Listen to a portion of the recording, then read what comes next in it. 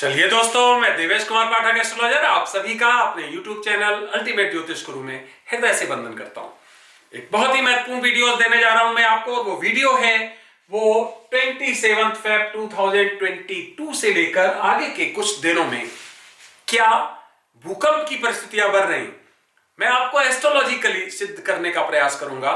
मेरा जो रिसर्च चलता रहता है लगातार, मेरे पास लगभग पिछले 2000 सालों की काफी डिटेल्स मौजूद हैं और मैं उनके आधार पे समय समय पर रिसर्च करता रहता हूं, आपको बताता भी रहता हूं।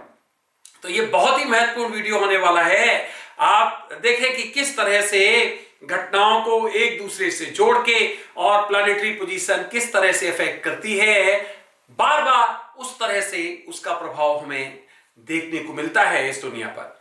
तो वही मैं आपको बताने जा रहा हूं। ध्यान से देखिए वीडियो, और आगे बढ़ने से पहले अगर चैनल सब्सक्राइब नहीं किया है तो प्लीज चैनल सब्सक्राइब कर लीजिए, क्योंकि इस पर मैं आपको बहुत ही महत्वपूर्ण वीडियोस देता हूं, भविष्य में घटित होने वाली घटनाओं के बारे में बताने का प्रयास करता हूं। और आप देखते होंगे कि मैक्सिमम ऐसा होता है जो मैं बताता हूं उसी क्रोनोलॉजी में घटनाएं घटित होती हैं। शेयर भी करिए अपने ग्रुप्स में, और अगर कंटेंट्स अच्छे लगते हैं तो आप लाइक भी करिए। चलिए, अब जो घटना 27 फेब को घटित होने वाली है, उससे पहले मैं आपको बताना चाहूंगा कि 15 जनवरी 1934 को, 15 जनवरी 1934 को कुछ प्लैनेटरी पोजीशन इसी तरह की हुई थी। कुछ डिफरेंस था जो मैं अभी बताने वाला हूं। और तब एक बहुत ही भयंकर भूकंप आया था बिहार में। बिहार के साथ साथ दुनिया के कई क्षेत्रों में उसने अपना प्रभाव दिखाया था, और वो कुछ इसी तरह की प्लैनेटरी पोजीशन उस समय भी थी। तो चलिए, हम क्या आपको बताना चाहेंगे कि उस समय क्या था और अब क्या है, क्या अलग है, क्या अंतर है, और इसका क्या परिणाम हो सकता है। क्या अभी भूकंप आएगा, कहां आ सकता है, या इसकी पॉसिबिलिटीज कितनी है, चलिए देखते हैं। देखिए, यहां आप देख पा रहे हैं कि यहां कैप्रिकॉर्न, जिसको आप कहते हो मकर, यह राशि बहुत ही इंपॉर्टेंट होती है। मैं आपको पहले भी बता चुका हूं, शनि की राशि है। मंगल इसमें उच्च का होता है जाके 28 डिग्री में, धनिष्ठा नक्षत्र में जाके। तो आप समझ सकते हो बहुत ही इंपॉर्टेंट राशि होती है, प्रैक्टिकल राशि होती है, और दुनिया की बहुत महत्वपूर्ण घटनाएं इस पर्टिकुलर राशि में घटित हो चुकी हैं। तो जो मैं आपको घटना चक्र बता रहा हूं वो भी इसी समय का बता रहा हूं कि जब 15 जनवरी 1934 को 7 ग्रह एक साथ थे, और उसमें सन, मार्स, वीनस और मून कंजंक्शन में थे। सूर्य, मंगल, शुक्र और चंद्रमा उत्तराषाढ़ नक्षत्र में थे, जो कि सन का नक्षत्र है, आपको पता ही है। जैसे ही मून एंटर किया कैप्रिकॉर्न में, इसी में, वैसे ही परिस्थिति पैदा हो गई किसकी, इसको कहते हो भूकंप की। वहां से और यहां कुछ अंतर हमें दिखाई दे रहा है प्लैनेटरी पोजीशन में। क्या क्या अंतर है? पहला अंतर तो यह है कि सूर्य यहां मौजूद नहीं है। आप देख सकते हो कि यहां पर सूर्य मौजूद नहीं है। सूर्य नहीं है। सूर्य कहां है? सूर्य शिफ्ट किया है अगले साइन में, इसका मतलब है एक्वेरियस में, कुंभ में। और दूसरी महत्वपूर्ण चीज हम देख सकते हैं कि यहां पर 5 प्लैनेट्स हमें दिखाई दे रहे हैं, छठा प्लैनेट दिखाई नहीं दे रहा है। तो क्या इसका अर्थ क्या हुआ? अब हम इसको एक्सप्लेन कर रहे हैं। देखिए, ये पोजीशन कहीं पर भी होगी तो राहु यहीं होगा टॉरस में, तो इसकी नौवीं दृष्टि इस पे आएगी। इसका मतलब राहु को भी हम यहां सम्मिलित अगर कर लें तो कितने हो गए? 6 प्लैनेट्स यहां पर मौजूद हैं। सूर्य भले ही नहीं है, जुपिटर भले ही नहीं है, वो अगले में शिफ्ट हो गए। अब ध्यान से देखो, यहां पर भी उत्तराषाढ़ नक्षत्र है। जो इस नक्षत्र के बारे में मैंने आपको बताया, जो सूर्य का नक्षत्र होता है उत्तराषाढ़ नक्षत्र ही है। ये 3 प्लैनेट जो देख रहे हो, मून, वीनस और मार्स, तीनों के तीनों बहुत ही क्लोजली एसोसिएटेड हैं। 00 पे मून है, 0007 पे कौन है? वीनस, और 0041 पे मार्स है। एक ही डिग्री पर तीनों मौजूद हैं। इसका मतलब है यहां पर भी मकर राशि में आते ही ये हमारा जो चंद्र है वो फिर उत्पात कर सकता है। इसके कारण फिर से हलचल पृथ्वी में हो सकती है, देखी जा सकती है। तो उत्तराषाढ़ नक्षत्र में ये तीनों। इसके बाद हमने क्या देखा? इसके बाद हमने देखा जब ये 0 से मून आगे बढ़ेगा तो ये सैटर्न और मरकुरी, ध्यान रखिए सैटर्न मरकुरी बहुत ही इंपॉर्टेंट, तो ये भी लगभग 28 फरवरी को 28 फेब को ये उनके बिल्कुल मध्य होगा। इसका मतलब है हम लें 1 मार्च को, 28 मार्च के बाद 1 मार्च को, 28 अप्रैल के बाद रादर 1 मार्च 2002 को 16:33 पर 4:33 पर हमें दिख रहा है कि मरकुरी जो है और मार्स, सैटर्न, ये सभी आपके वहीं पर मौजूद है, मून आगे शिफ्ट हो गया है।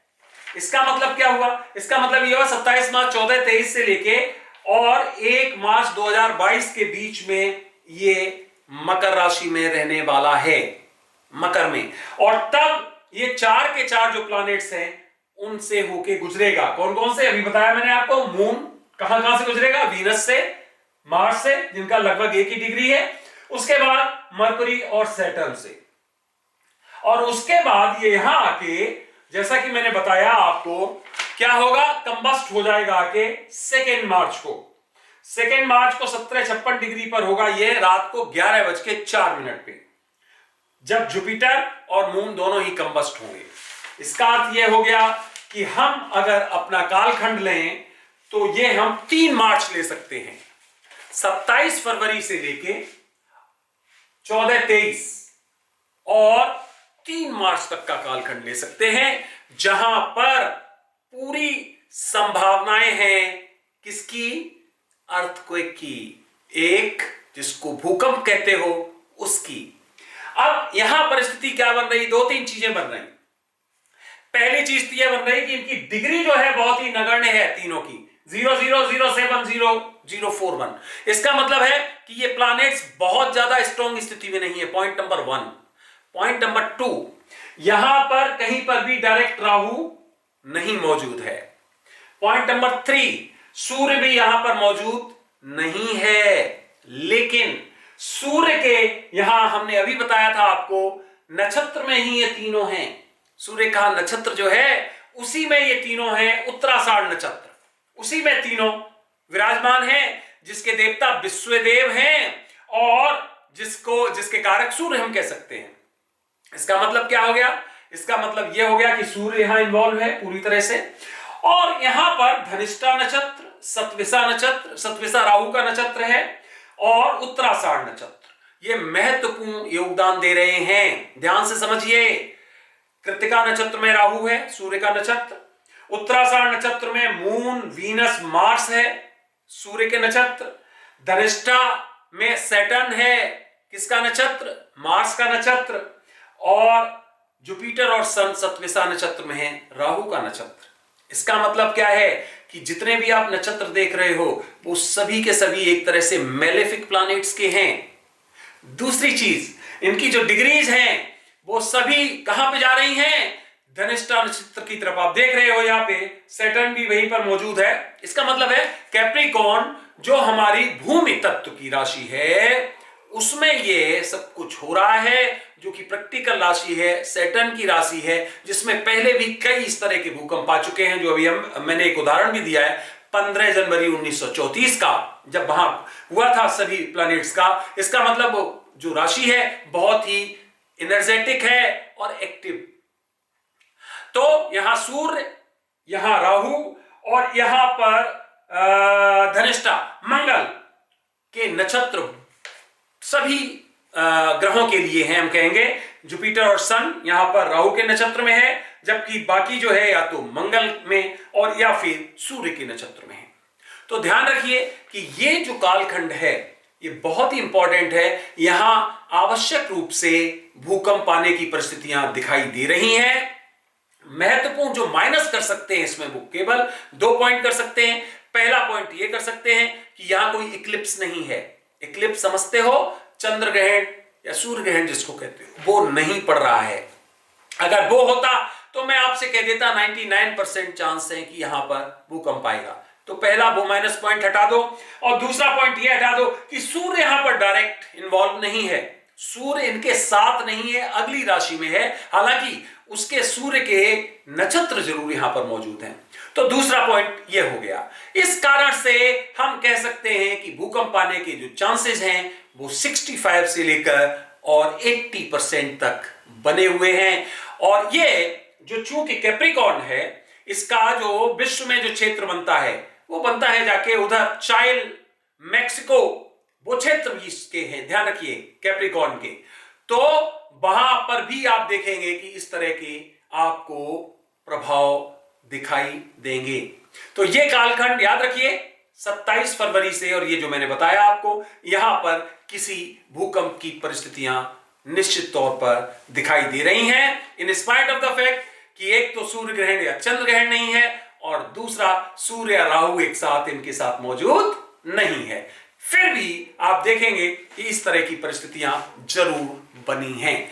तो मैंने आपको 15 जनवरी 1934 का जो चार्ट है वो बताया, और साथ ही साथ बताया कि प्रेजेंट में क्या परिस्थितियां आ रही हैं। आप जानते हो धनिष्ठा के बाद जो भी नक्षत्र है रेवती तक, वो सभी के सभी पंचक दोष बनाते हैं, और इन नक्षत्रों को बहुत ज्यादा हम बेनिफिट नहीं कहते हैं। तो वो भी परिस्थिति है धनिष्ठा में, तभी तो मंगल जो है उच्च का होता है जाके 28 डिग्री पे, और वहां सैटर्न भी मौजूद रहेगा। सब डिग्रीज आपको बता चुका हूं मैं। तो मार्स और सैटर्न दोनों वहां मौजूद रहेंगे, और मरकरी भी मौजूद रहेगा उसी जगह। तो बहुत परिस्थितियां बन रही हैं कि यह एक भूकंप यहां पर हमें 5 दिन के अंतराल में मिले, 27 फरवरी से लेके और जो हमने बताया आपको 3 मार्च तक। तो फ्रेंड्स देखते हैं क्या परिस्थितियां बनती हैं। जो माइनस पॉइंट वो भी मैंने बताया वो मौजूद नहीं है, लेकिन फिर भी ऐसी परिस्थितियां बनने की मुझे पूरी एस्ट्रोलॉजिकल संभावनाएं दिखाई दे रही हैं। देखेंगे किस तरह से ये संभावनाएं पूर्ण होती हैं। मैं और भी वीडियोस आपको देने जा रहा हूं इसी के बारे में, जो ये योग बन रहा है, अलग अलग वीडियोस में दे रहा हूं आपको, प्रयास करूंगा। तो देखिए कि किस तरह के भूकंप की परिस्थितियां बन रही हैं इस जो हम कहते हैं कैप्रिकॉर्न में, जो कि भूमि तत्व की राशि है, और उत्तराषाढ़ में जो सब इकट्ठे हो रहे हैं, और सतविसा नक्षत्र में या कृतिका नक्षत्र में राहु है। क्या इनका इंपैक्ट होता है, क्या इनका एक आउटपुट होता है। यहां 2 चीज और समझ जाइए जो बता चुका हूं, फिर भी एक बार रिपीट करता हूं। ये जो 3 प्लैनेट्स हैं इनका डिग्री बहुत कम है, इनका डिग्री 0, इसका मतलब 1 पे भी नहीं है। कौन? मून है उसमें, और वीनस है, और मार्स है। पहला पॉइंट ये समझ लीजिए। और दूसरा पॉइंट समझ लीजिए कि सैटर्न और मार्स का डिग्री इनसे बहुत ज्यादा है, 20, इसका मतलब 20 डिग्री दूर हैं। तो जो इंपैक्ट होता है ना, क्लोज इंपैक्ट, वो यहां कम दिखाई दे रहा है। अगर ये सभी प्लैनेट्स 5 डिग्री या 6 डिग्री के अंतर पे एक साथ हो रहे होते तो बहुत स्ट्रॉन्ग परिस्थितियां बन जाती, लेकिन यहां पर जो अंतर है वो 20 से 24 डिग्री का अंतर हो रहा है। सूर्य भी अलग हो रहा है और राहु भी अलग। इस कारण से जो पॉसिबिलिटीज है वो कम है, लेकिन फिर भी ट्रेमर्स जरूर आएंगे। हल्का भूकंप आ सकता है, बहुत विकट भूकंप नहीं आएगा। ये हो सकता है क्योंकि वो परिस्थितियां अलग तरह की जब क्लोज प्रॉक्सिमिटी में यह घटित होता है। तो इसलिए छोटे ट्रेमर्स हो सकते हैं, छोटे भूकंप हो सकते हैं, लेकिन ये परिस्थितियां निश्चित तौर पर बनी हुई हैं इन सभी के एक साथ आने से। क्योंकि एक और सिद्धांत है इसका भूकंप का कि अगर 72 डिग्री के अंदर ज्यादा से ज्यादा प्लैनेट्स इकट्ठे हो जाते हैं तो बहुत परिस्थितियां बन जाती हैं कि इस तरह के ट्रेमर्स हमें देखने को मिले। तो यहां हम देख पा रहे हैं कि 72 डिग्री के अंदर ही ये सब कुछ बन रहा है, क्योंकि 0 से शुरू होगा, और यहां मैक्सिमम अगर हम डिग्री देखें तो जुपिटर की 19 बन रही। इसका मतलब है 30 और 19 49, 50 डिग्री के अंतराल में सब कुछ साथ है। अब जब 50 डिग्री के अंतराल में, तो ये भी फॉर्मूला हमें लगा के चलना है। इसका मतलब ट्रेमर्स तो आएंगे 100%, लेकिन उनका प्रभाव कितना होगा वो डिपेंड करता है क्या परिस्थितियां बनती हैं, क्या एंगल बनता है। तो फ्रेंड्स, ये वीडियो आपने देखा उसके लिए बहुत बहुत धन्यवाद। अगला वीडियो में आपको फिर किसी महत्वपूर्ण इशू पर देने वाला हूं बहुत जल्दी। आप सभी को मेरी तरफ से ओम नमः शिवाय, नमस्कार।